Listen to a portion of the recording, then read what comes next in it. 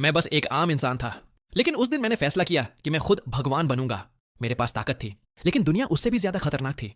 और तभी मैंने तय किया, या तो छुपकर जीऊंगा या इतिहास बदल दूंगा। मुझे अचानक एक संत की 12 दिव्य शक्तिशाली ताबीज मिल गईं। लेकिन उस घटिया सिस्टम ने मुझे सिर्फ एक ही चुनने दिया। बाकी सब मुझे प्रसिद्धि कमाकर अनलॉक करनी थी। मैंने काफी देर तक सोचा और आखिरकार मैंने चुना घोड़े वाला ताबीज, यानी हीलिंग पावर। प्लान सीधा था, आधुनिक दुनिया में एक चमत्कारी डॉक्टर बन जाऊंगा। पैसा, नाम, सब कुछ मिल जाएगा। लेकिन जैसे ही मैंने थोड़ा गहराई से सोचा, मेरे दिमाग में खतरे की घंटी बज गई। आज के जमाने में अगर कोई इंसान ऐसी ताकत दिखाए तो लोग उसे भगवान नहीं, एक्सपेरिमेंट का सामान बना देते हैं, यानी सीधा मौत का बुलावा। अच्छा हुआ सिस्टम इतना भी बेकार नहीं था। उसने मुझे एक और ऑप्शन दिया, एक पोर्टल जो मुझे प्राचीन काल में भेज सकता था। और बस यही मेरे दिमाग में एक खतरनाक लेकिन शानदार आइडिया आया। अगर मैं आधुनिक दुनिया में अपनी ताकत छुपा छुपा कर जीऊं तो उसका क्या फायदा। उससे बेहतर है कि मैं पुराने समय में जाऊं, खुद को एक अमर संत बनाकर पेश करूं और लोगों की आस्था से अपनी ताकत बढ़ाऊं। सच बताऊं, ये आइडिया जितना पागल था उतना ही परफेक्ट भी। मैंने तुरंत एक सेट प्राचीन कपड़े खरीदे, कुछ जरूरी प्रॉप्स लिए, सब कुछ चेक किया और बिना समय गंवाए पोर्टल में कदम रख दिया। अगली बार जब मेरी आंखें खुली, मैं एक ऊंचे पहाड़ की चोटी पर खड़ा था। चारों तरफ घना जंगल और दूर तक फैली हुई प्रकृति।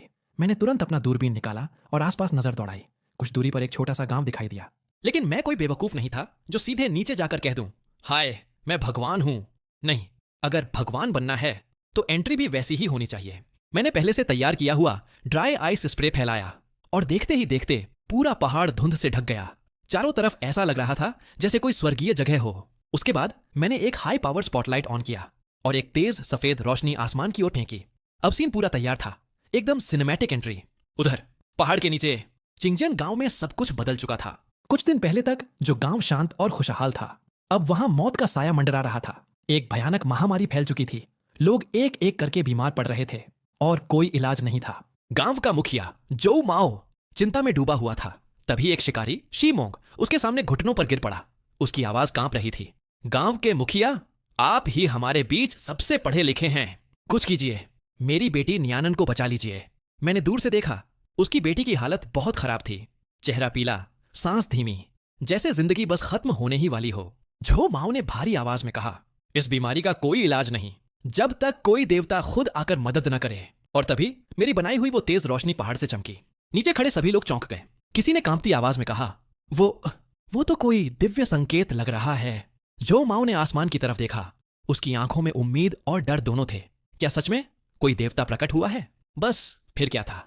बीमार लोग भी खुद को घसीटते हुए उठे, एक दूसरे का सहारा लेकर पहाड़ की ओर चल पड़े। चलो देवता से मदद मांगते हैं। लेकिन तभी जो माओ ने उन्हें रोका, रुको, वो पहाड़ बहुत दूर है, कम से कम 7-8 किलोमीटर। और तुम सब इस हालत में कैसे जाओगे? ऊपर से रात का समय, जंगली जानवरों का खतरा भी है, सुबह जाना बेहतर होगा। लोग रुक गए, लेकिन शीमोंग नहीं।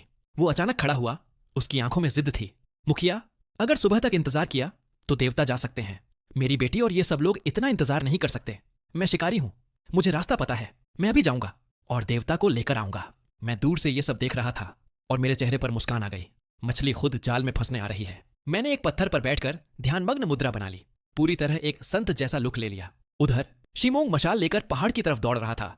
लेकिन जैसे ही वो आधे रास्ते पहुंचा, एक डरावनी गर्जना गूंजी। अगले ही पल दर्जनों भेड़िए उसे घेर चुके थे। मैं ऊपर इंतजार कर रहा था, लेकिन काफी देर तक कोई नहीं आया। मेरे मन में हल्की चिंता हुई, कहीं कुछ गड़बड़ तो नहीं हो गई। मैंने तुरंत एक ड्रोन निकाला और नीचे भेजा। स्क्रीन पर जो देखा उसे देखकर मेरा दिल बैठ गया। शीमोंग भेड़ियों से घिरा हुआ था, पीछे हटने का कोई रास्ता नहीं। उसके हाथ में तलवार थी, लेकिन चेहरे पर साफ डर और निराशा। अगर ये यहीं मर गया तो मेरा पूरा प्लान खत्म। उधर शीमोंग के हाथ से मशाल गिर चुकी थी, शरीर पर कई जख्म थे और सामने मौत खड़ी थी। उसने धीरे से कहा, न्यानन, माफ करना, मैं तुम्हारे लिए देवता नहीं ला सका। और तभी एक जोरदार धमाका हुआ, जैसे आसमान फट गया हो। भेड़ियों का सरदार उसी पल उड़ गया। बाकी भेड़िए डर के मारे पीछे हट गए। शीमोंग की आंखें फैल गईं। ये तो देवताओं की शक्ति है। अगले ही पल मैं वहां उतरा, सफेद कपड़ों में, हाथ में आधुनिक हथियार, लेकिन उसकी डिजाइन इतनी अलग थी कि उसे कोई समझ नहीं सकता था। मैंने ठंडी आवाज में कहा, नीच प्राणी, मेरी सीमा में घुसने की हिम्मत कैसे की? भेड़िए अभी भी हिचकिचा रहे थे, शायद सोच रहे थे हमला करें या भाग जाएं। मैंने बिना वक्त गंवाए फिर से ट्रिगर दबाया। एक और धमाका और एक भेड़िया वहीं ढेर। बस अब उनका हौसला टूट गया, पूरा झुंड भाग गया। शीमोंग ने जो देखा वो उसके लिए किसी चमत्कार से कम नहीं था। वो सीधे मेरे सामने गिर पड़ा। धन्यवाद देवता, आपने मेरी जान बचाई। लेकिन उसकी हालत इतनी खराब थी कि वो वहीं बेहोश होकर गिर पड़ा। मैंने हाथ उठाया और घोड़े वाले ताबीज की शक्ति सक्रिय की। मेरी आंखों में बैंगनी चमक आई और ऊर्जा उसके शरीर में उतर गई। अगले ही पल उसके सारे जख्म भर गए और बीमारी के लक्षण भी गायब। वो उठकर बार बार सिर झुकाने लगा। आपकी शक्ति असीम है, मैं आपका एहसान कैसे चुकाऊं? मैंने चेहरे पर भाव नहीं आने दिया। अंदर से मैं काफी खुश था, लेकिन बाहर से ठंडा। रात में पहाड़ पर आने की हिम्मत क्यों की? उसने तुरंत जवाब दिया, हम नीचे शिंगजियान गांव के लोग हैं। हमारे गांव में महामारी फैल गई है, कई लोग मर चुके हैं। कृपया हम पर दया करें, सबको बचा लीजिए। मैंने जानबूझकर भौहें सिकोड़ी। देवताओं और मनुष्यों के नियम अलग होते हैं, मुझे हस्तक्षेप नहीं करना चाहिए। देवता, गांव के लोग निर्दोष हैं। मैं कुछ पल तक चुपचाप उसे देखता रहा। सच कहूं तो उस वक्त मैं भी थोड़ा असमंजस में था। आखिर मुझे अपनी दिव्य छवि भी बनाए रखनी थी और प्रतिष्ठा भी कमानी थी। अगले ही पल मैंने धीमे स्वर में कहा, यह मेरी साधना से निर्मित शुद्ध चेतना अमृत गोली है। इसे पानी में घोलकर पूरे गांव के लोगों को पिला देना। इससे इस महामारी का नाश हो जाएगा। शी मेंग की आंखें तुरंत चमक उठीं। उसने दोनों हाथों से दवा को ऐसे थामा मानो उसे संसार का सबसे अनमोल खजाना मिल गया हो। वह उत्साह और कृतज्ञता से कांपती आवाज में बोला, मैं आपकी आज्ञा का अक्षरशः पालन करूंगा, जरा भी लापरवाही नहीं करूंगा। वह मुड़कर नीचे जाने ही वाला था कि अचानक मुझे एक जरूरी बात याद आ गई। मैं तो अब तक देवता बनने में इतना व्यस्त था कि इस दुनिया की जानकारी लेना ही भूल गया था। मैंने शांत लेकिन अधिकारपूर्ण स्वर में कहा, रुको। शी मेंग तुरंत ठिठक गया और आदरपूर्वक बोला, अमर महोदय, क्या कोई और आदेश है? मैंने निर्विकार भाव से पूछा। मैं कई वर्षों से एकांतवास में रहकर सांसारिक मामलों से दूर था। बताओ, इस समय कौन सा राजवंश शासन कर रहा है? वर्तमान युग का नाम क्या है? शी मेंग झिझक गया। उसने सिर झुकाते हुए कहा, अमर महोदय, मैं तो एक साधारण ग्रामीण शिकारी हूं, राज दरबार की बातें नहीं जानता। मुझे केवल इतना झात है कि इस समय झाओ परिवार इस देश पर शासन कर रहा है। झाओ परिवार, यह जानकारी सुनते ही मेरे मन में इस युग की एक धुंधली तस्वीर बनने लगी। हालांकि बाहर से मैंने कोई प्रतिक्रिया नहीं दिखाई। मैंने उदासीन स्वर में कहा, ठीक है, मैंने तो यूं ही पूछ लिया था। तभी शी मेंग को अचानक कुछ याद आया। उसने तुरंत कहा, अमर महोदय, हमारे गांव के मुखिया जो माओ अत्यंत विद्वान व्यक्ति हैं। वे निश्चित रूप से दुनिया की परिस्थितियों के बारे में अधिक जानते होंगे। मैं नीचे जाकर उनसे निवेदन करूंगा कि वे स्वयं आकर आपके दर्शन करें। इतना कहकर वह कुछ पल हिचकिचाया, फिर बोला, और अमर महोदय, मैं गांव लौटने के बाद आपके लिए एक पूजा स्थल बनाना चाहता हूं, ताकि प्रतिदिन आपकी आराधना कर सकूं और आपके इस उपकार का आहरण चुका सकूं। लेकिन मुझे आपके दिव्य नाम के बारे में तो पता होना चाहिए। यह सुनते ही मेरे मन में हलचल हुई। अगर मुझे इस संसार में अपनी प्रतिष्ठा स्थापित करनी थी तो एक प्रभावशाली नाम की आवश्यकता थी। 12 दिव्य मोहरों की शक्तियां 8 महान दानवों में से एक पवित्र स्वामी से जुड़ी थीं। अगर ऐसा है तो मेरा नाम भी वैसा ही होना चाहिए। मैंने हल्के से अपनी दृष्टि उठाई और शांत स्वर में कहा, मेरा नाम पवित्र स्वामी सुची है। अब जाओ, समय व्यर्थ मत करो। शी मेंग तुरंत उठ खड़ा हुआ। उसने अत्यंत सावधानी से उस अमृत गोली को संभाला और तेजी से पर्वत से नीचे उतर गया। उसे जाते हुए देखकर मेरे होंठों पर हल्की मुस्कान उभर आई। इस बीच चिंगजियान गांव में लोग बेसब्री से प्रतीक्षा कर रहे थे। तभी दूर से किसी के तेज कदमों की आवाज सुनाई दी। अंधेरे में धीरे धीरे शी मेंग की आकृति स्पष्ट होने लगी। वह उत्साहित होकर चिल्लाया, मैं अमर महोदय से मिल आया हूं। यह वही दिव्य औषधि है जो उन्होंने हमें प्रदान की है। इसे पानी में मिलाकर पीते ही महामारी समाप्त हो जाएगी। गांव के मुखिया झो माओ तुरंत आगे आए। उन्होंने गंभीर स्वर में पूछा, क्या तुम्हें पूर्ण विश्वास है कि वह वास्तव में कोई अमर साधु थे? कहीं कोई पर्वतीय आत्मा या दुष्ट प्रेत तो नहीं था? शी मेंग ने बिना किसी झिझक के उत्तर दिया, मुखिया जी, अमर महोदय ने केवल हाथ उठाकर भेड़ियों के झुंड का विनाश कर दिया। उन्होंने मेरे घाव और महामारी दोनों को पल भर में ठीक कर दिया। इसमें जरा भी संदेह नहीं है। यह कहकर उसने अपने वस्त्र हटाए। उसके शरीर पर मौजूद सारे घाव पूरी तरह गायब हो चुके थे। झो माओ ने ध्यान से निरीक्षण किया। अब उनके मन में संदेह की कोई गुंजाइश नहीं बची थी। उन्होंने गहरी सांस लेते हुए कहा, यदि सचमुच अमर महोदय ने कृपा की है तो हमें उनके निर्देशों का पालन करना चाहिए। उन्होंने तुरंत एक बड़ा पात्र मंगवाया और उसमें पानी भरवाया। फिर सावधानी पूर्वक उस दिव्य गोली को उसमें घोल दिया। उन्होंने गांव वालों से कहा, सब लोग पंक्ति बनाकर खड़े हो जाओ। प्रत्येक व्यक्ति केवल एक कटोरा पिएगा। पानी व्यर्थ नहीं जाना चाहिए। गांव वालों ने एक एक करके वह दिव्य जल पिया। कुछ ही क्षणों में सबको अपने शरीर में गर्माहट महसूस होने लगी। उनकी सारी पीड़ा और कमजोरी धीरे धीरे गायब होने लगी। 1 घंटे से भी कम समय में पूरे गांव के लोग महामारी से पूर्णतः मुक्त हो चुके थे। अगले ही पल पूरा गांव उल्लास से गूंज उठा। यह दिव्य जल सचमुच चमत्कारी है। शी मेंग, अमर महोदय का नाम क्या है? हमें उनके उपकार का आर्ण चुकाने के लिए उनकी पूजा करनी चाहिए। शी मेंग ने गर्व से कहा, अमर महोदय स्वयं को पवित्र स्वामी सुची कहते हैं। और हाँ, उन्होंने विशेष रूप से मुखिया जी को पर्वत पर आने का आदेश दिया है। झोमाओ ने गंभीरता से सिर हिलाया। यदि यह अमर महोदय की इच्छा है तो मैं स्वयं जाकर उनके दर्शन अवश्य करूंगा। रात बीत गई। बहुत जल्द अगला दिन भी आ पहुंचा। उसी समय मेरे मन में सिस्टम की यांत्रिक आवाज गूंज उठी। होस्ट सुची ने घोड़े की मुहर सफलतापूर्वक अनलॉक कर ली है। अगली मुहर को प्राप्त करने की प्रगति 100%। मैं स्तब्ध रह गया। क्या प्रगति पूरी हो गई? मुझे इस पर विश्वास ही नहीं हुआ। चिंगजियान गांव की आबादी बहुत बड़ी नहीं थी। सिद्धांत रूप से इतनी जल्दी पर्याप्त प्रतिष्ठा प्राप्त नहीं होनी चाहिए थी। मैंने तुरंत सिस्टम से पूछा, यह कैसे संभव है? सिस्टम ने उत्तर दिया, होस्ट द्वारा प्राप्त प्रतिष्ठा स्थिर नहीं होती। यह लोगों की आस्था की गहराई, कृतज्ञता की तीव्रता और घटना के प्रभाव क्षेत्र के संयुक्त मूल्यांकन पर आधारित होती है। यह सुनते ही मुझे सब समझ में आ गया। अब आश्चर्य की कोई बात नहीं थी। चिंगजियान गांव के लोगों ने पहले महामारी की निराशा झेली थी और फिर मैंने उन्हें चमत्कारिक रूप से जीवन दान दिया था। स्वाभाविक रूप से वे मेरे प्रति गहरी श्रद्धा और अटूट विश्वास रखते थे। यही कारण था कि मेरी प्रतिष्ठा इतनी तेजी से बढ़ी। अब मुझे ऐसी शक्ति की आवश्यकता थी जो एक अमर साधु की छवि को और भी मजबूत बना सके। अगले ही पल मैंने नई मुहर की शक्ति का उपयोग किया। मैंने अपनी चेतना को सक्रिय किया और एक विशाल चट्टान की ओर ध्यान केंद्रित किया। तुरंत मुझे महसूस हुआ कि मेरे शरीर में नई ऊर्जा प्रवाहित हो रही है। मैंने एकाग्र होकर अपनी शक्ति को नियंत्रित किया। धीरे धीरे मेरे पैर जमीन से ऊपर उठने लगे। अगले ही क्षण मैं हवा में तैर रहा था। मेरे चेहरे पर अविश्वसनीय उत्साह छा गया। तो यही उड़ने का अनुभव है। उस पल मैं किसी बच्चे की तरह रोमांचित हो उठा। मैं पर्वतों के बीच स्वतंत्र रूप से उड़ने लगा, चारों ओर फैले बादलों को चीरते हुए, हवा को महसूस करते हुए। काफी देर बाद थककर मैं फिर पर्वत की चोटी पर लौट आया। अब जब मुझे उड़ान का अनुभव हो चुका था तो समय आ गया था कि मैं इस नई शक्ति की अन्य क्षमताओं की भी परीक्षा करूं। मैंने दूर स्थित एक अन्य पर्वत पर मौजूद एक विशाल शिला पर ध्यान केंद्रित किया। वह स्थान कम से कम 10 किलोमीटर दूर था। मैंने मन ही मन सोचा, देखते हैं क्या मैं इतनी दूरी से भी उसे नियंत्रित कर सकता हूं। मैंने अपनी मानसिक शक्ति को पूरी तरह उस चट्टान पर केंद्रित किया। कुछ ही क्षणों बाद वह विशाल शिला हवा में उठ गई। मैं अनायास मुस्कुरा उठा।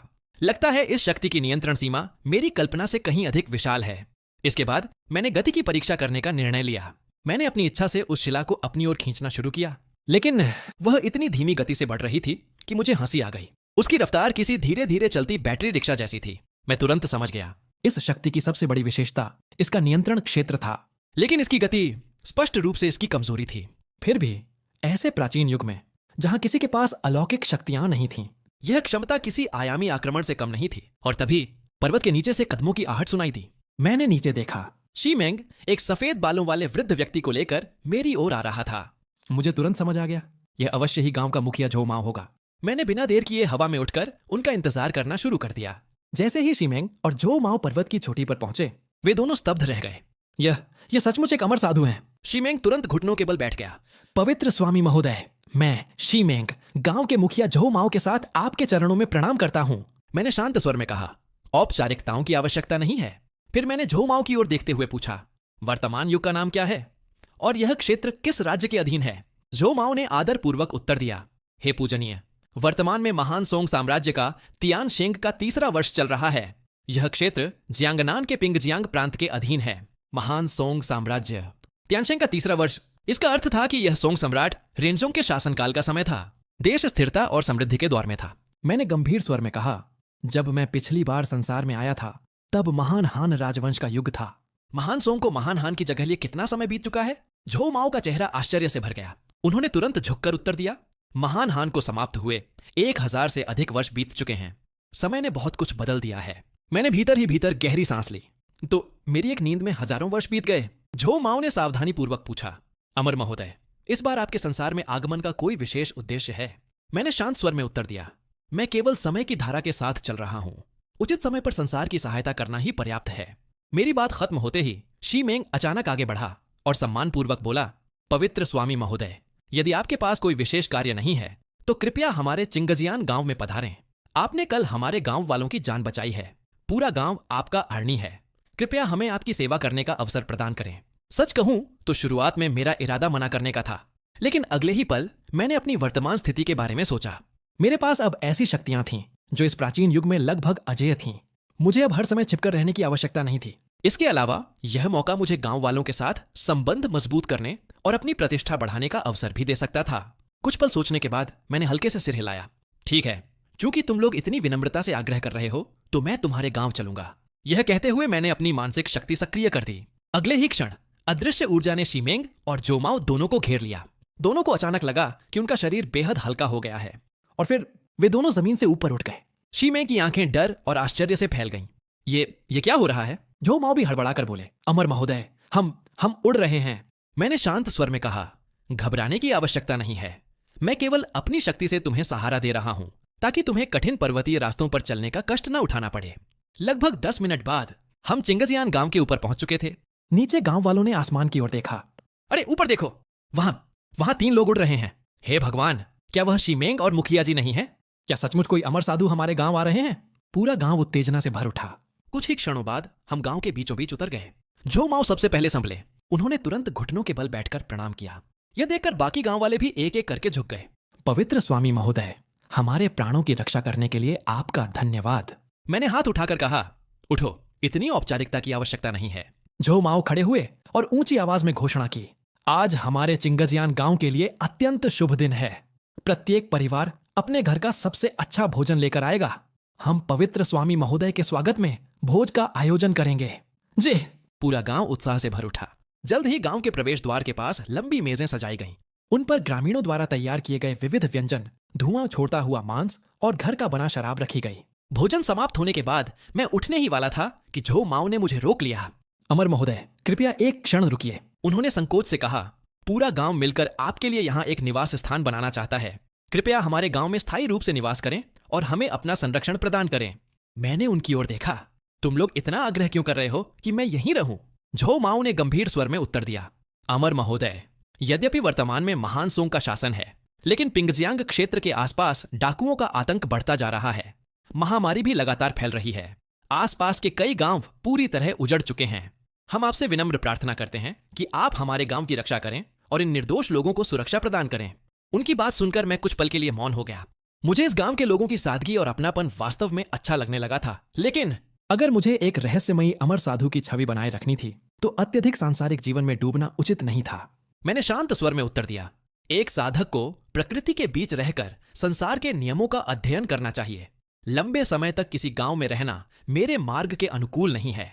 हालांकि मैंने कुछ क्षण रुक कर आगे कहा, मैं चिंगली पर्वत पर अपना निवास स्थापित करूंगा। यदि कभी कोई आवश्यक कार्य हो तो तुम लोग वहां आ सकते हो। झो माओ और शीमेंग दोनों के चेहरे पर राहत दिखाई दी। उन्होंने तुरंत सिर झुकाकर कहा, हम आपकी आज्ञा का पालन करेंगे। तभी झो माओ ने झिझकते हुए पूछा, अमर महोदय, क्या वे दिव्य औषधियां अत्यंत दुर्लभ होती हैं? मैंने सिर हिलाया। हाँ, ऐसी औषधियां तैयार करने के लिए अनेक दुर्लभ आध्यात्मिक जड़ी बूटियों की आवश्यकता होती है। वर्तमान में मेरे पास तैयार औषधियों का भंडार नहीं है। असल में मैं मन ही मन कुछ और सोच रहा था। यदि मैं हर बार दिव्य औषधि बांटता रहूं तो लोग मेरा नाम तो याद रखेंगे, लेकिन अगर मैं सीधे अपनी शक्तियों का प्रदर्शन करके लोगों को ठीक करूं तो वह प्रभाव कहीं अधिक गहरा होगा। लोग उस अनुभव को जीवन भर नहीं भूल पाएंगे। यह सोचकर मैंने आगे कहा, हालांकि मेरे पास अभी दिव्य औषधियां नहीं हैं, लेकिन मैं अपनी शक्ति से सीधे रोगों का उपचार कर सकता हूं। आसपास के गांवों में जो लोग महामारी से पीड़ित हैं, उन्हें एक स्थान पर एकत्रित कर लो। कल इसी समय मैं लौटकर उनका उपचार करूंगा। यह कहते ही मैंने अपनी शक्ति सक्रिय की। मेरा शरीर हवा में उठ गया और अगले ही क्षण मैं पर्वतों की दिशा में उड़ गया। मेरे पीछे पूरा गांव एक साथ झुक गया। पवित्र स्वामी महोदय को हमारा प्रणाम। मेरे जाने के बाद गांव वाले आपस में चर्चा करने लगे। एक वृद्ध व्यक्ति ने झो माओ के कंधे पर हाथ रखा। मुखिया जी, आपके रिश्तेदारों वाला झो परिवार का गांव भी महामारी से प्रभावित है ना? क्यों ना उन्हें भी यहां बुला लिया जाए। दूसरे बुजुर्ग ने देखा कि झो माओ किसी गहरी सोच में डूबे हुए हैं। मुखिया जी, आप क्या सोच रहे हैं? झो माओ ने धीरे से कहा, मैं सोच रहा हूं कि हम पवित्र स्वामी महोदय के उपकार का प्रतिदान कैसे कर सकते हैं। उन्होंने हमारी जान बचाई, लेकिन हमारे पास उन्हें देने योग्य कुछ भी नहीं है। एक अन्य ग्रामीण ने आह भरते हुए कहा, अमर महोदय तो सांसारिक वस्तुओं में रुचि नहीं रखते। हमारे साधारण उपहार शायद उनके लिए कोई महत्व नहीं रखते होंगे। झो माओ कुछ देर तक विचार करते रहे। अचानक उनकी आंखों में चमक आ गई। मुझे एक उपाय सूझा है। दुनिया के लोग यश और सम्मान को महत्व देते हैं। मंदिरों में स्थापित देवताओं को भी लोगों की श्रद्धा और धूप अगरबत्ती अर्पित की जाती है। भले ही पवित्र स्वामी स्वयं इन चीजों को महत्व न दें, लेकिन यदि हम उनके नाम और उनके महान कार्यों का प्रचार करें तो निश्चित रूप से उन्हें प्रसन्नता होगी। बाकी बुजुर्गों ने तुरंत सहमति में सिर हिलाया। मुखिया जी, ये बहुत अच्छा विचार है। इसके बाद झो माओ ने पवित्र स्वामी के कई चित्र बनवाए। उन्होंने गांव वालों को आसपास के गांवों में जाकर बीमार लोगों को लाने और साथ ही पवित्र स्वामी की महिमा का प्रचार करने का निर्देश दिया। अगली सुबह चिंगाजियान गांव के कई मजबूत युवक विभिन्न दिशाओं में निकल पड़े। शीमेंग अपनी बेटी न्यानन को साथ लेकर अपनी पत्नी के मायके वाले गांव की ओर चल पड़ा। लेकिन जैसे ही वे गांव में पहुंचे, दोनों स्तब्ध रह गए। पूरा गांव बुरी तरह बर्बाद हो चुका था। कई घर जलकर राख हो चुके थे। न्यानन घबराकर बोली, पिताजी, नाना नानी को कुछ नहीं हुआ होगा, है ना? तभी फटेहाल कपड़े पहने एक ग्रामीण घबराया हुआ वहां से भागता हुआ दिखाई दिया। शीमेंग ने तुरंत उसे रोक लिया। सो भाई, यहाँ क्या हुआ? ली बुजुर्ग और उनका परिवार कहाँ हैं? वे गांव के पूर्वी हिस्से में रहते थे। वह व्यक्ति शीमेंग को पहचान गया। तुम ली बुजुर्ग के दामाद हो, है ना? उसने कड़वाहट से कहा। महामारी बहुत तेजी से फैली। गांव के मुखिया ने घोषणा कर दी कि संक्रमित लोग अशुभ हैं। उन सभी को गांव के बाहर स्थित पुराने मंदिर में भेज दिया गया है ताकि वे अपनी किस्मत के भरोसे जीवित रहें। और इन घरों को इसलिए जला दिया गया ताकि महामारी आगे न फैले। शीमेंग का चेहरा तुरंत बदल गया। बिना कुछ कहे उसने न्यानन का हाथ पकड़ा और पुराने मंदिर की ओर दौड़ पड़ा। दरवाजा खोलते ही सड़ी हुई नमी और औषधियों की तीखी गंध ने उनका स्वागत किया। अंदर जमीन पर दर्जनों बीमार लोग पड़े हुए थे। उनके चेहरे पीले पड़ चुके थे। वे इतने कमजोर थे कि हाथ उठाने की शक्ति भी नहीं बची थी। शीमेंग की नजर तेजी से चारों ओर घूमी। जल्द ही उसने कोने में सिकुड़े हुए अपने ससुर ली बुजुर्ग और सास को पहचान लिया। वह घबराकर उनकी ओर दौड़ा। पिताजी, माताजी। ली बुजुर्ग ने बड़ी मुश्किल से सिर उठाया। शीमेंग, तुम यहाँ क्यों आए? जल्दी चले जाओ, हमें महामारी है, हम तुम्हें भी संक्रमित कर देंगे। लेकिन जैसे ही उनकी नजर न्यानन पर पड़ी, वे घबरा गए। तुम अपने साथ न्यानन को भी ले आए? क्या तुम पागल हो गए हो? उसे तुरंत यहां से ले जाओ। शीमेंग ने उनके कंधे पर हाथ रखा। उसकी आवाज पहले से कहीं अधिक दृढ़ थी। पिताजी, चिंता मत कीजिए, न्यानन को कुछ नहीं होगा। हमारे चिंगजियान गांव पर पवित्र स्वामी का आशीर्वाद है। महामारी हमारा कुछ नहीं बिगाड़ सकती। पास में लेटे कुछ मरीज यह सुनकर हंस पड़े। अमर साधु? शीमेंग, क्या तुम्हारा दिमाग खराब हो गया है? इतने लोग महामारी से मर चुके हैं, कोई अमर साधु इस सबको कैसे रोक सकता है? उनकी बातें अभी समाप्त भी नहीं हुई थीं कि बाहर से कई लोगों के कदमों की आवाज सुनाई दी। गांव का मुखिया ली वेनान कई ग्रामीणों के साथ वहां पहुंच चुका था। ली वेनान ने भीतर कदम रखते ही तीखी नजरों से शीमेंग को देखा और कठोर स्वर में पूछा, शीमेंग, तुम हमारे लिए गांव में क्या करने आए हो? कहीं अपने चिंगजियान गांव की बदकिस्मती और महामारी यहां फैलाने तो नहीं आए? उसकी बातें सुनकर मेरे भीतर भी गुस्सा उठ जाता, लेकिन उस वक्त शीमेंग ने खुद को संयमित रखा। उसने गहरी सांस ली और दृढ़ स्वर में कहा, मुखिया जी, क्या आप सच में अपने ही गांव वालों के साथ ऐसा व्यवहार करते हैं सिर्फ इसलिए कि उन्हें महामारी हो गई है? आपने उन्हें मरने के लिए इस जर्जर मंदिर में छोड़ दिया और घरों को जला देने से क्या महामारी सचमुच खत्म हो जाएगी? ली वेनान का चेहरा कठोर बना रहा, लेकिन शीमेंग ने उसे जवाब देने का मौका ही नहीं दिया। उसने ऊंची आवाज में कहा, मैं तुम्हें सच बताता हूं, हमारे चिंगजियान गांव में एक दिव्य अमर साधु प्रकट हुए हैं। उन्होंने हमारी महामारी पूरी तरह समाप्त कर दी है। आज मैं यहाँ अपने सास ससुर और इन सभी बीमार लोगों को अपने साथ ले जाने आया हूँ। पवित्र स्वामी स्वयं उनका उपचार करेंगे। यह सुनते ही वहां मौजूद सभी लोग स्तब्ध रह गए। ली वेनान की भौहें सिकुड़ गईं। अचानक उसके मन में 2 रात पहले की घटना कौंध गई। उसे याद आया कि देर रात चिंगजियान गांव की दिशा से एक सुनहरी रोशनी आसमान तक उठी थी। उस समय उसने सोचा था कि शायद कोई प्राकृतिक घटना होगी, लेकिन अब क्या सचमुच कोई अमर साधु प्रकट हुआ था? हालांकि शीमेंग के दृढ़ आत्मविश्वास को देखकर भी उसके मन का संदेह पूरी तरह समाप्त नहीं हुआ। वह कुछ कहने ही वाला था कि शीमेंग ने अपने वस्त्रों के भीतर से एक चित्र निकाल लिया। उसने चित्र को सबके सामने फैलाते हुए कहा, देखो, यही है हमारे पवित्र स्वामी सुची। इन्होंने पूरे चिंगजियान गांव को महामारी से बचाया है। उनकी दिव्य शक्तियों के सामने यह महामारी कुछ भी नहीं है। भीड़ में से तुरंत विरोध की आवाजें उठने लगीं। कौन जाने यह किसी साधारण व्यक्ति का चित्र हो? अमर साधु इतनी आसानी से पृथ्वी पर अवतरित नहीं होते। लोगों को भ्रमित करना बंद करो। कुछ ही क्षणों में पूरा वातावरण तनावपूर्ण हो गया और तभी न्यानन ने अचानक शीमेंग का हाथ छोड़ दिया। वह आगे बढ़ी और अपनी छोटी सी देह के बावजूद दृढ़ता से सबके सामने खड़ी हो गई। उसकी मासूम लेकिन गंभीर आवाज पूरे कमरे में गूंज उठी। कृपया झगड़ा मत कीजिए। चिंगजियान गांव में सचमुच एक अमर साधु हैं। पवित्र स्वामी बहुत दयालु हैं। उन्होंने स्वयं कहा है कि महामारी से पीड़ित लोगों को हमारे गांव ले आओ, वे सबका उपचार करेंगे। इसके बाद उसने ली वेनान की ओर देखा। मुखिया जी, भले ही आपको अमर साधु पर विश्वास न हो, लेकिन अगर मेरे पिताजी इन लोगों को अपने साथ ले जाते हैं तो आपके गांव के लिए भी यह बुरा नहीं होगा। कम से कम महामारी के फैलने का खतरा तो कम होगा। न्यानन की बात सुनकर ली वेनान चुप हो गया। उसने चारों ओर पड़े कमजोर और मरते हुए गांव वालों को देखा। कुछ देर बाद उसकी कठोर आंखों में भी झिझक दिखाई देने लगी। आखिरकार उसने गहरी सांस लेकर कहा, शीमेंग, मैं तुम्हारी बेटी की बात का सम्मान करते हुए इस बार तुम पर विश्वास करूंगा, लेकिन अगर कुछ भी गलत हुआ, उसकी आवाज गंभीर हो गई, तो उसकी पूरी जिम्मेदारी तुम्हारी होगी। शीमेंग ने बिना हिचकिचाए सिर हिलाया। मैं तैयार हूं। इसके बाद वह अपने सास ससुर को सहारा देकर खड़ा करने लगा। धीरे धीरे उसने वहां मौजूद अन्य बीमार लोगों की भी मदद की। आखिरकार लगभग दर्जन भर संक्रमित ग्रामीणों का समूह चिंगजियान गांव की ओर रवाना हो गया। लेकिन किसी को पता नहीं था कि ली वेनान दूर खड़ा उन्हें जाते हुए देख रहा था। उसकी आंखों में संदेह और जिज्ञासा दोनों मौजूद थे। वह मन ही मन बुदबुदाया, मुझे इनके पीछे जाना होगा। अगर चिंगजियान गांव में सचमुच कोई अमर साधु है तो मैं यह अवसर किसी भी कीमत पर नहीं गंवा सकता। लगभग आधे घंटे बाद चिंगजियान गांव के प्रवेश द्वार पर गांव के मुखिया झो माओ पहले से ही कई ग्रामीणों के साथ प्रतीक्षा कर रहे थे। जैसे ही उन्होंने शिमेंग और बाकी लोगों को आते देखा, वे तुरंत आगे बढ़े। शिमेंग, सब कुछ ठीक रहा ना? रास्ते में कोई परेशानी तो नहीं हुई? शिमेंग ने राहत की सांस लेते हुए उत्तर दिया, सब ठीक रहा, सभी लोगों को सुरक्षित ले आया हूं। अब बस पवित्र स्वामी महोदय के आगमन की प्रतीक्षा है। इसके बाद धीरे धीरे अन्य ग्रामीण भी लौटने लगे। वे आसपास के विभिन्न गांवों से संक्रमित लोगों को साथ लेकर आए थे। अंततः गणना करने पर पता चला कि कुल मिलाकर 30 से अधिक मरीज वहां एकत्रित हो चुके थे। जो माओ ने गंभीर स्वर में कहा, पवित्र स्वामी करुणामय हैं, वे निश्चित रूप से इन सभी लोगों को बचाएंगे। उधर मैं उस समय पर्वत की चोटी पर गहरी नींद में सो रहा था और तभी अचानक अलार्म की आवाज ने मुझे नींद से जगा दिया। मैं घबराकर उठ बैठा। ओ नहीं, मैं तो पूरी तरह भूल ही गया था कि आज गांव वालों का उपचार करना है। मैंने जल्दी जल्दी खुद को व्यवस्थित किया और तुरंत आकाश में उड़ गया। ऊंचाई से नीचे झांकते ही जो दृश्य मैंने देखा, उसे देखकर मैं खुद भी दंग रह गया। गांव के बीचों बीच दर्जनों लोग घुटनों के बल बैठे हुए थे। वे पूरी श्रद्धा के साथ मेरी प्रतीक्षा कर रहे थे। मैं अनायास हंस पड़ा।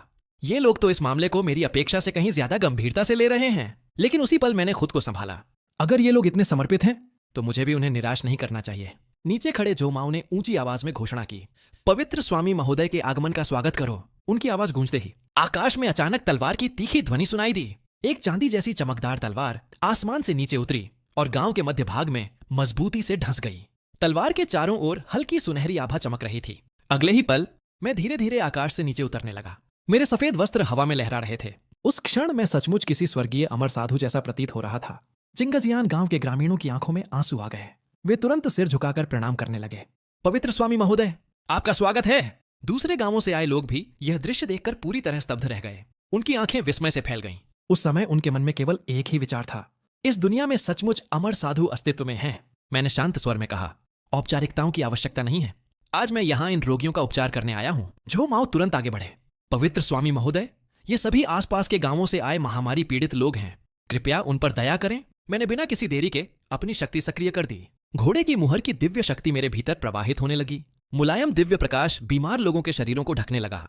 अगले ही क्षण जिन लोगों के चेहरे पीले पड़ चुके थे और जिनकी सांसें कमजोर थीं, उन्हें अपने पूरे शरीर में एक गर्म ऊर्जा का संचार महसूस हुआ। कुछ ही पलों बाद सभी मरीज पूरी तरह स्वस्थ हो चुके थे। भीड़ में सन्नाटा छा गया और अगले ही क्षण पूरी सभा उत्साह से फूट पड़ी।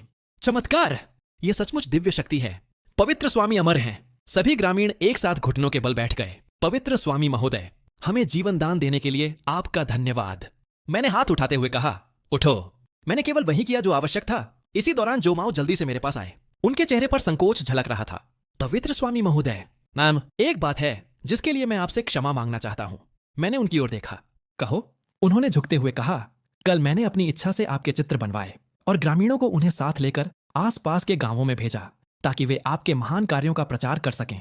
मैंने यह निर्णय बिना आपकी अनुमति के लिया था। कृपया मुझे क्षमा करें। उनकी बात सुनकर मैं कुछ क्षणों के लिए चुप हो गया। सच कहूं तो उनका यह कदम मेरी योजना के लिए बेहद लाभदायक था। मेरी प्रसिद्धि जितनी अधिक फैलेगी, उतनी ही तेजी से मैं नई मुहरों को अनलॉक कर पाऊंगा। लेकिन बाहर से मैंने शांत भाव बनाए रखा। चिंता मत करो, तुमने यह सब लोगों की सहायता करने के लिए किया है। मैं इससे नाराज नहीं हूं। जो माओ ने राहत की सांस ली। इसी समय भीड़ के पीछे से ली वेनान आगे आए। उन्होंने आदरपूर्वक झुकते हुए कहा, पवित्र स्वामी महोदय, कृपया हमारे लिए गांव पर भी अपनी कृपा बनाए रखें। हम भी आपके सम्मान में मंदिर बनाना चाहते हैं और आपकी आराधना करना चाहते हैं। जो माओ ये देखकर चौंक गए। मुखिया जी, आप यहाँ कब आए? ली वेनान ने शर्मिंदा स्वर में उत्तर दिया। मुझे अपने गांव वालों की चिंता थी, इसलिए मैं चुपचाप उनके पीछे चला आया। लेकिन मुझे बिल्कुल भी उम्मीद नहीं थी कि मैं सचमुच एक दिव्य अमर के दर्शन कर पाऊंगा। जो माओ के मन में कुछ असंतोष अवश्य था, लेकिन उन्होंने कुछ नहीं कहा। मैंने शांत स्वर में उत्तर दिया, तुम्हारी भावनाओं को मैं समझता हूं, लेकिन मंदिर निर्माण जैसी चीजों में अति करने की आवश्यकता नहीं है। अपनी सामर्थ्य के अनुसार कार्य करो। कभी भी लोगों पर अनावश्यक बोझ मत डालो। ली वेनान ने तुरंत सिर झुका दिया। हम आपकी शिक्षाओं को सदैव स्मरण रखेंगे। मैंने हल्के से सिर हिलाया। उसी समय मैंने अपना सिस्टम इंटरफेस खोला। होस्टेस सुच्ची, नई मुहर अनलॉक, कुत्ते की मुहर। अगली मुहर की अनलॉक प्रगति 46%। यह देखकर मेरे मन में उत्साह की लहर दौड़ गई। लगता है कि जब ये लोग अपने अपने गांव लौटकर आज की घटनाओं का वर्णन करेंगे तो अगली मुहर भी जल्द ही मेरी हो जाएगी। लेकिन अब सवाल यह था, अगली बार मुझे कौन सी मुहर चुननी चाहिए? और तभी 4 दिन बाद की एक सुबह चिंगजियान गांव की एक संकरी गली में एक बुजुर्ग व्यक्ति धीरे धीरे चलता हुआ दिखाई दिया। लेकिन वास्तविकता यह थी कि वह मैं था। मैंने बंदर की मुहर का उपयोग करके अपना रूप बदल लिया था। हाँ, पिछली रात प्रतिष्ठा पर्याप्त मात्रा में बढ़ जाने के बाद मैंने तीसरी मुहर के रूप में बंदर की मुहर को चुना था। यह शक्ति न केवल मनुष्यों और वस्तुओं को जानवरों में बदल सकती थी, बल्कि मुझे पूरी तरह किसी अन्य व्यक्ति का रूप धारण करने की भी अनुमति देती थी। मैं उत्सुकता से गांव की गलियों में घूमता रहा। कुछ देर बाद मेरी नजर एक विद्यालय पर पड़ी। अंदर झांकने पर मैंने देखा कि झो माओ बच्चों को 3 अक्षर सूत्र पढ़ा रहे थे। मैं मन ही मन मुस्कुराया। कोई आश्चर्य नहीं कि इस व्यक्ति को गांव में इतना सम्मान प्राप्त है। वो सचमुच दूरदर्शी और जिम्मेदार इंसान है। अवकाश के दौरान जब बच्चे बाहर खेलने चले गए तो मैं धीरे धीरे भीतर प्रवेश कर गया। मुस्कुराते हुए मैंने पूछा, मुखिया जी, आप इन बच्चों को इतनी लगन से पढ़ाते हैं, क्या आप चाहते हैं कि भविष्य में ये सभी शाही परीक्षा पास करके अधिकारी बने? झो माओ मुस्कुराए। आप शायद बाहरी व्यक्ति हैं।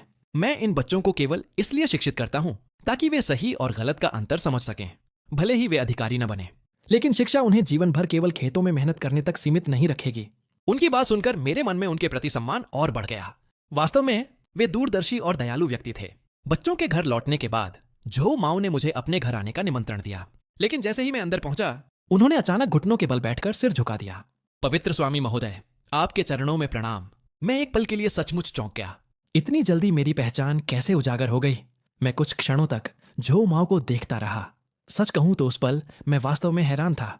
आखिर मैंने बंदर की मुहर की शक्ति से अपना पूरा रूप बदल लिया था। सामान्य इंसान के लिए मुझे पहचान पाना लगभग असंभव होना चाहिए था। मैंने शांत स्वर में पूछा, तुमने मुझे पहचान कैसे लिया? झो माओ अभी भी घुटनों के बल बैठे हुए थे।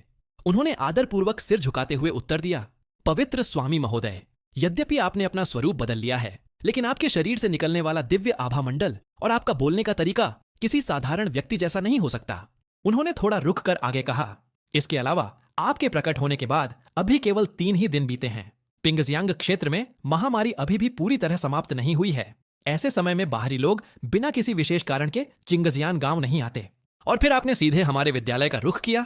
मैंने सुना है कि अमर साधुओं के पास हजारों रूप धारण करने की क्षमता होती है, इसलिए मैंने साहस करके अनुमान लगाया कि आप ही पवित्र स्वामी महोदय हैं। उनकी बात सुनकर मैं हल्का सा मुस्कुराया। चूंकि मेरी पहचान उजागर हो चुकी थी, इसलिए छिपाने का कोई अर्थ नहीं था। मैंने अपनी शक्ति वापस ले ली। अगले ही पल मेरे ऊपर से बंदर की मुहर का प्रभाव समाप्त हो गया और मैं अपने वास्तविक स्वरूप में लौट आया। जब तुमने पहचान ही लिया है तो मैं भी अब कुछ नहीं छिपाऊंगा। इस बार मैं केवल मनुष्यों के जीवन को करीब से समझने के लिए नीचे आया था। इतना कहते कहते अचानक मेरे मन में एक विचार आया। मैंने हाथ उठाया और पास में बैठी एक आवारा बिल्ली की ओर इशारा किया। बंदर की मुहर की शक्ति सक्रिय हुई। अगले ही क्षण वह साधारण बिल्ली एक रक्तवर्णी अत्यंत प्रभावशाली दिव्य जीव में बदल गई। मैंने सोचा कि भविष्य में अपनी दैनिक आवश्यकताओं के लिए कुछ व्यवस्था करना भी आवश्यक होगा। आखिर सोना चांदी तो मनुष्यों की मुद्रा थी। अगर लोग सीधे मुझे धन अर्पित करते तो वह मेरी दिव्य छवि के अनुरूप नहीं लगता। झो माओ उस दिव्य जीव को देखकर स्तब्ध रह गए। वे तुरंत फिर से झुक गए।